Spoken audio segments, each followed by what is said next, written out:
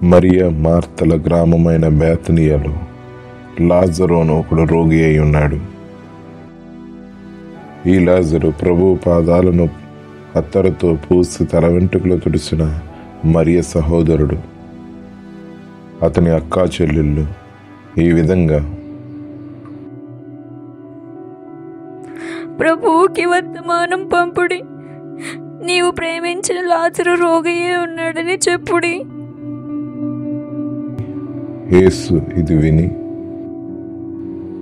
ఈ వ్యాధి మరణము గురించి వచ్చినది కాదు గాని దేవుని కుమారుడు దాని వలన మహిమ పరచబడినట్లు దేవుని మహిమ కొరకు వచ్చినది అనను. యేసు మార్త సహోదరుడైన లాజరును ప్రేమించాను. అతడు రోగి అయి ఉన్నాడని యేసు వినినప్పుడు తానున్న చోటనే ఇంకా 2 దినములు నిలిచెను. అటు పిమ్మట ఆయన, మనము యూదయ తిరిగి వెళ్ళుదాము అని శిష్యులతో చెప్పగా, ఆయన శిష్యులు, బోధకుడా, ఇప్పుడే యూదులు నిన్ను రాళ్ళతో కొట్టుచున్నారే, అక్కడికి తిరిగి వెళ్ళుదామా? అందుకు యేసు, మన స్నేహితుడైన లాజరు నిద్రించుచున్నాడు, అతని మేలు కొలుప వెళ్ళుదాము అని వారితో చెప్పగా, శిష్యులు, ప్రభువా, అతడు నిద్రించిన ఎడల బాగుపడును. యేసు, లాజరు చనిపోయాను, మీరు నమ్మునట్లు నేను ఇక్కడ ఉండలేదు, మీ నిమిత్తం సంతోషించుచున్నాను, అందుకొరకే ఆయన యొద్దకు వెళ్ళుదము రండి. యేసు ఆ గ్రామమునకు వచ్చేసరికి లాజరు 4 దినములు సమాధిలో ఉండెను. అది తెలుసుకొని మార్త మరియను ఓదార్చుటకు ప్రభు వారి యొద్దకు వచ్చిరి. ప్రభువా, నీవిక్కడి ఉండిని ఎడల నా సహోదరుడు చావకుండును. నీ సహోదరుడు మరలా లేచును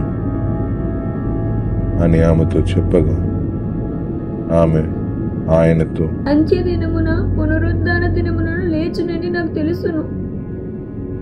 అందుకు యేసు, పునరుద్ధానమును జీవమును నేనే, నా యందు విశ్వాసముంచువాడు చనిపోయినను బ్రతుకును, బ్రతికి నా యందు విశ్వాసముంచువాడు ప్రతి వాడును ఎన్నటికీ చనిపోడు. ఈ మాటను నీవు నమ్ముచున్నావా అని అడిగాను. ఆమె, అవును ప్రభువా అనెను.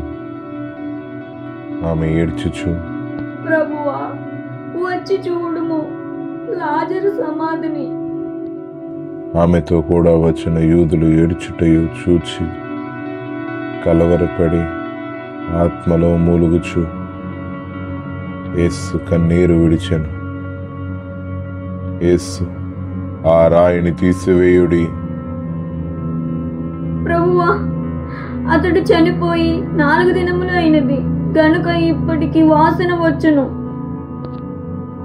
నీవు నమ్మిన ఎడల దేవుని మహిమ చూతూ.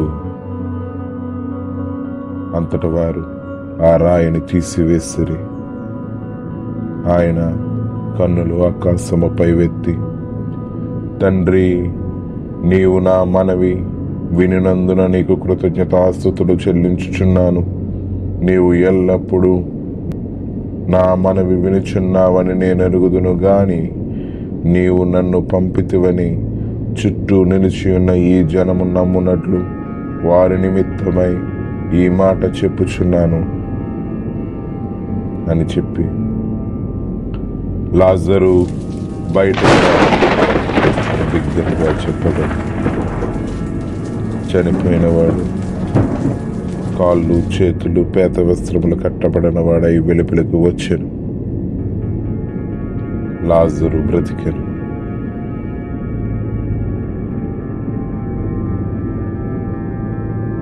వారిలో కొందరు పరిసెలి యొద్దకు వెళ్ళి ప్రభువు చేసిన కార్యముల గురించి చెప్పిరి. వారి మహాసభను సమకూర్చి, మనమేమి చేస్తున్నాము, ఈ మనుషుడు అనేక సూచక క్రియలు చేయుచున్నాడే, మనం ఇలాగ ఊరకుండని ఎడల అందరూ ఆయన యందు విశ్వాసం ఉంచెదరు. అప్పుడు ఆయనను చంపను ఆలోచించిరి. అక్కడ నుండి అరణ్య ప్రదేశంలోనున్న ఎఫ్రాయిముకు వెళ్ళి అక్కడ తన శిష్యులతో కూడా ఉండెను. లాజరు ఇంట ఆనందము, సంతోషము.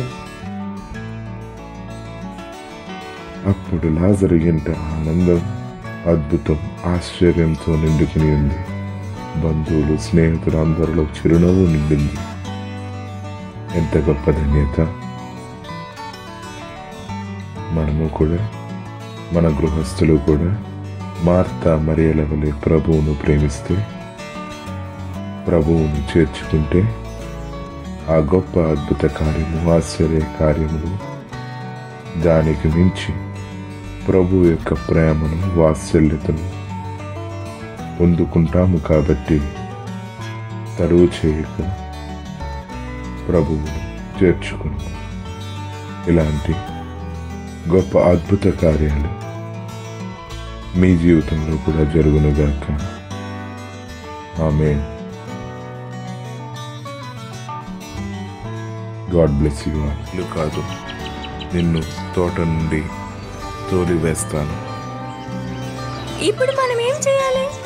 అయ్యో, ఇప్పుడు మనం ఏదైనా తోటను కోల్పోయామే.